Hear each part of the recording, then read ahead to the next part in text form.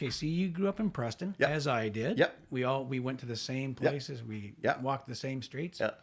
What caused you to want to do what you did? You went to Conestoga College? I did, but so all of my, I got, here's exactly what it was. When I used to fall to sleep at night, I had, my bed had a little, my little bedboard had a little hole in it, had a transistor or radio in there. It wasn't a transistor, but it was a radio. And I used to fall asleep at night listening to the radio. Which must seem like a completely foreign concept to you, but so we would listen to, but back then at night, you could get these super stations like WABC out of New York or WCFL out of Chicago or WOWO out of Fort Wayne, Indiana.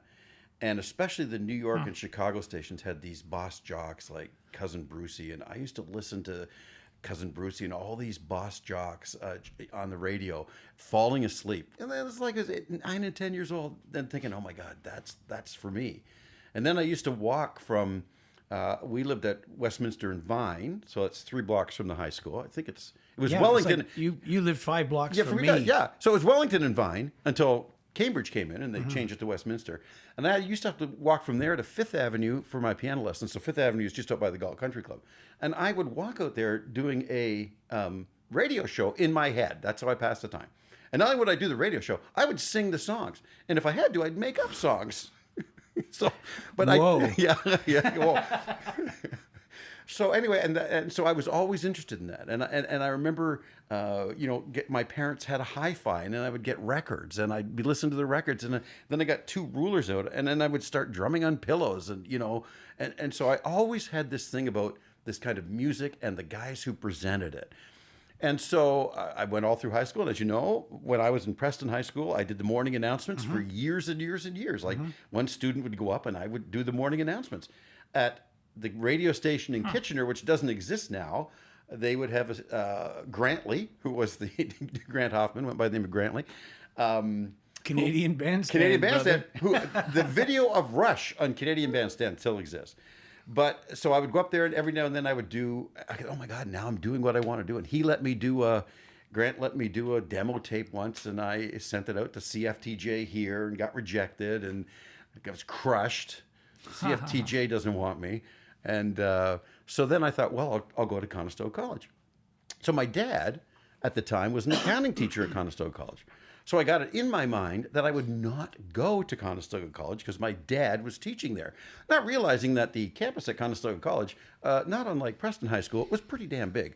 And so I thought, you know what, I'm just going to go to Ryerson and take hotel, restaurant, and institutional administration for no apparent reason. And which I did. So I went down there, moved to Toronto, spent a year, and halfway through the second year, as money was dwindling and basically had just lost complete interest, I thought, okay, I'm going to see if I'll go apply to Conestoga. But in the interim, I had worked on the campus radio station at Ryerson, so I had a little bit of stuff to present with what I did, and I wrote some news copy and everything to send to them. So I ended up getting accepted in a class of 25 in, I think it was 74 I started there. So, and I felt so fortunate even back then because, 600-700 people, that was the heyday of people wanting to get into radio and TV. So I felt really fortunate to get in. And then, so even when I went there, I still wanted to be a radio guy. And so CFRB in Toronto, which is now News Talk 1010, they had this program where they hired 6, well, it was 8, it went down to 6, and they were called Good News Reporters. And they were students from various colleges, like the Fanshawe and Ryerson and all the students. And they would have 800 apply for that. So I applied at the end of first year, and you were only supposed to apply at the end of second year.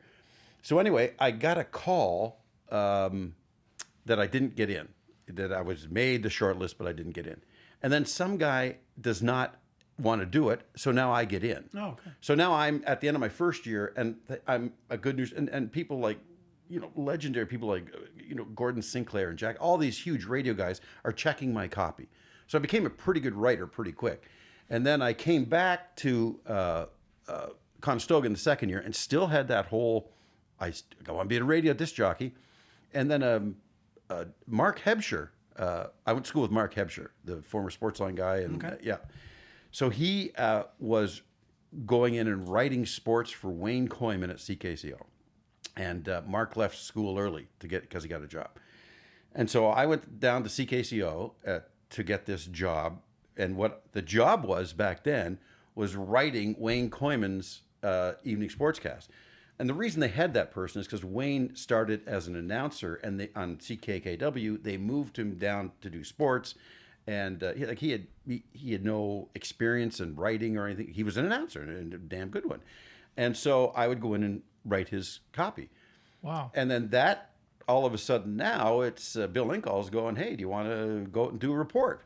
So now I'm out there doing a report at the Brantford Alexanders hockey game, and I'm thinking, oh, okay, well, whatever.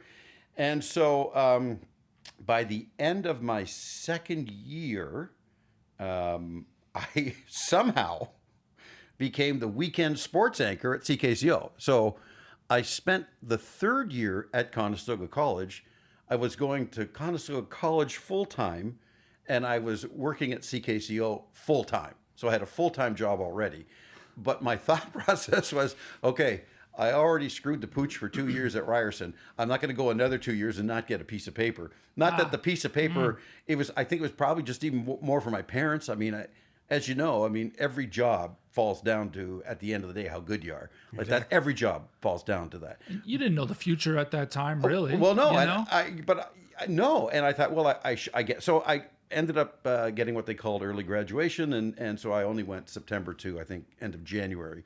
And then off I went to CKCO. And then I spent 10 years being the weekend sports guy at CKCO and reporting. So it was, I don't know.